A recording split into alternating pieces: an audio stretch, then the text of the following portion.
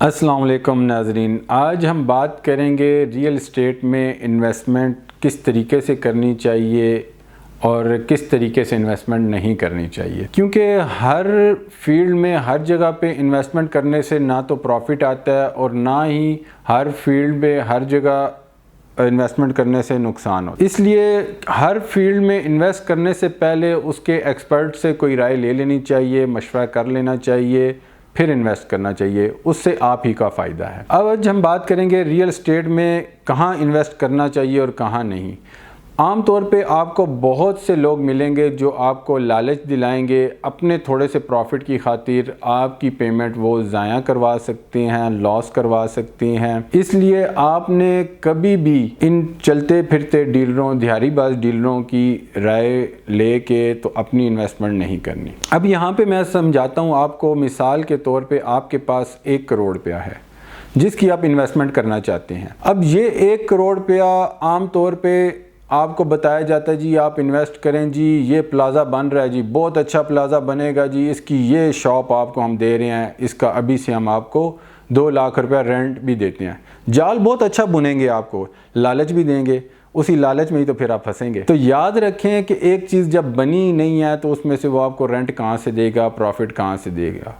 समझ लें कि वो चीज़ पहले ही आपको उसकी एक्चुअल वैल्यू से महंगी सेल कर रहा है। वो महंगी सेल करेगा, उसी में से मंथली थोड़े थोड़े पैसे आपको कुछ देगा, कुछ नहीं देगा। बन गया तो आपकी किस्मत, ना बना तो बीच में ही आपकी ओरिजिनल पेमेंट भी गई और आप फिर देखते रहेंगे। एक दफ़ा हाथ से पेमेंट निकल गई, दोबारा वो पेमेंट रिकवर करना बहुत मुश्किल है। तो बेहतर यही होता है अपनी सारी पेमेंट इस तरह के हवाई प्रोजेक्ट्स में मत लगाएं। इनमें आपको इतना फ़ायदा नहीं होता, चीज़ बनी नहीं है, रेंट आपको नहीं मिल सकता, ये ज़हन में रखें। तो यहाँ पे एक और चीज़ आपको मैं समझाऊँ। ज़मीन के बारे में कहा गया है कि ज़मीन वाहिद वो एसिड है जिसकी डेप्रिसिएशन चार्ज नहीं होती। आप अकाउंट्स की जितनी भी बुक्स हैं उसमें हर एसिड की डेप्रिसिएशन देखेंगे, लेकिन लैंड की, ज़मीन की बात कर रहा हूँ, बिल्डिंग की नहीं बात कर रहा, यहाँ पे ज़हन में रखिएगा। बिल्डिंग पुरानी हो सकती है, बिल्डिंग वक्त के साथ साथ बोसीदा हो सकती है, उसकी वैल्यू में कमी आ सकती है, लेकिन ज़मीन की वैल्यू में कमी नहीं आती। वो क्यों नहीं आती, ये बात समझें। हर चीज़ की जो वैल्यू है या उसका रेट उसकी डिमांड एंड सप्लाई के ऊपर ही उसको मैच करके निकाला जाता है। जब नई चीज़ बन रही होती है, ज़्यादा मिकदार में चीज़ें आ जाती हैं तो उसका रेट कम हो जाता है। जब वो चीज़ कम मिकदार में मार्केट में होती है तो उसका रेट ज़्यादा होता है। लेकिन ज़मीन, हमारी अर्थ एक सियारा है, एक लिमिटेड ज़मीन है। ज़मीन बन नहीं रही, ज़्यादा नहीं हो रही, वो जितनी पहले से थी उतनी ही अभी तक है, उसमें कोई भी इजाफा नहीं हुआ, लेकिन आबादी में इजाफा हो रहा है। आबादी के इजाफे के साथ ज़मीन की मांग में इजाफा हो रहा है, लेकिन उसमें की जो है कि नई प्रोडक्शन तो नहीं हो रही, ज़मीन तो वही है। तो जब मांग में इजाफा होगा तो उसकी वैल्यू बढ़ेगी।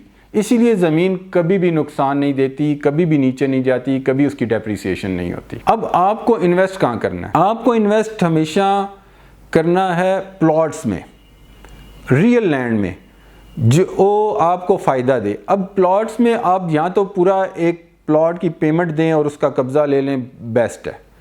लेकिन अगर आप बिजनेस माइंड हैं और ज़्यादा प्रॉफिट कमा सकते हैं और शार्प माइंडेड हैं और पूरी रिसर्च करके आप इन्वेस्ट एक और तरीके से कर सकते हैं, डाउन पेमेंट के हिसाब से, इंस्टॉलमेंट से। उससे ये होता है कि एक की जगह आप 5 प्लॉट बुक कर सकते हैं, लेकिन वो 5 प्लॉट आपने पूरी रिसर्च करके करने हैं। अब इससे क्या फ़ायदा होगा? आपने डाउन पेमेंट लगाई, अब एक चीज़ आपने डाउन पेमेंट दे के उसका आज का रेट लॉक कर लिया। पेमेंट आपने 4 साल में देनी है, पेमेंट आपने अभी नहीं दी, लेकिन वो 4 साल बाद जब देनी है इंस्टॉलमेंट्स में देंगे। साथ साथ आपको पता चल रहा होगा कितनी वर्किंग हो रही है, कहाँ तक पहुँचे, उस हिसाब से आप पेमेंट देंगे। अगर आपको वर्किंग नहीं लगेगी आप पेमेंट रोक देंगे। और डाउन पेमेंट देने से ये फ़ायदा है कि रेट जितना बढ़ रहा है वो आप ऑन पे किसी टाइम भी सेल कर सकते हैं। देखें, अभी आपने मिसाल के तौर पर एक प्लॉट 25 लाख है, 5 लाख रुपये डाउन पेमेंट दे के आपने बुक कर लिया। अब 2 साल बाद वो प्लॉट बढ़ता है तो वो टोटल प्राइस बढ़ने का इफेक्ट आपको मिलेगा। ये नहीं मिलेगा कि जितनी डाउन पेमेंट है उसका इफेक्ट आएगा। तो इस तरह आप ज़्यादा प्रॉफिट ले सकते हैं अगर आप इंस्टॉलमेंट्स पे लें।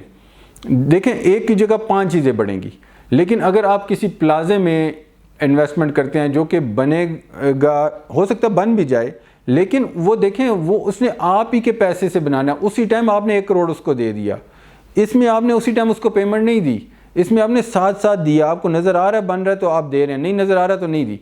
अगर आप बिल्डिंग में भी इन्वेस्ट करते हैं, किसी दुकान में भी इन्वेस्ट करते हैं, तो उसके रेंट की लालच मत करें, इकट्ठी पेमेंट कभी ना दें, इंस्टॉलमेंट्स में दें। बिल्डिंग बन रही है साथ साथ इंस्टॉलमेंट्स दें, नहीं बन रही तो रोक दें। इस तरीके से आप कुछ हद तक सेफ हो जाते हैं। उम्मीद करता हूँ कि आपको मेरी बात समझ आई होगी, और अगर आप इसी तरह रियल एस्टेट के बारे में और इन्फॉर्मेशन हासिल करना चाहते हैं तो हमारे चैनल को लाइक करें, सब्सक्राइब करें और बेल आइकन को दबा दें।